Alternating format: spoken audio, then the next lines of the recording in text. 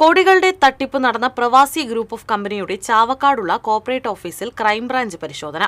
Crime branch economic offence wing ആണ് പരിശോധന നടത്തുന്നത്. സ്ഥാപനത്തിൽ 2019 മുതൽ തട്ടിപ്പ് നടന്നതായി പറയുന്നു. 100-ലധികം പ്രവാസികളിൽ നിന്ന് 20 കോടിയോളം രൂപ തട്ടിയെടുത്തതായാണ് പരാതി. നിക്ഷേപകർ ചേർന്ന് കൂട്ടായ്മ രൂപീകരിച്ചാണ് കേസ് നടത്തുന്നത്.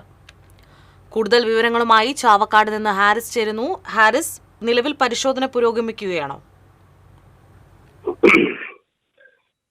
ചാവക്കാട് കോടികളുടെ തട്ടിപ്പ് കാണുന്ന നിക്ഷേപ തട്ടിപ്പ് കാണുന്ന പ്രവാസി ഗ്രൂപ്പ് ഓഫ് കമ്പനി കോർപ്പറേറ്റ് ഓഫീസിലാണ് ഇപ്പോൾ റെയ്ഡ് നടക്കുന്നത്. നേരത്തെ 2019 മുതൽ ഈ തട്ടിപ്പ് ഇവിടെ ആരംഭിച്ചിരുന്നു. തുടർന്ന് നിക്ഷേപകരുമായി ഈ കമ്പനിയുടെ ഡയറക്ടർമാർ നിരന്തരം ബന്ധപ്പെടുകയും ഈ കേസ് ഒത്തുതീർപ്പാക്കാൻ ശ്രമിക്കുകയും ചെയ്തിരുന്നു. എന്നാൽ 2023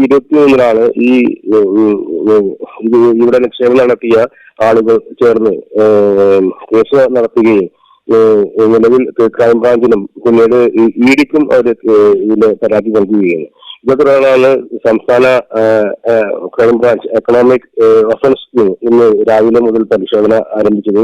ഈ പരിശോധന ഇപ്പോഴും തുടരുകയാണ്.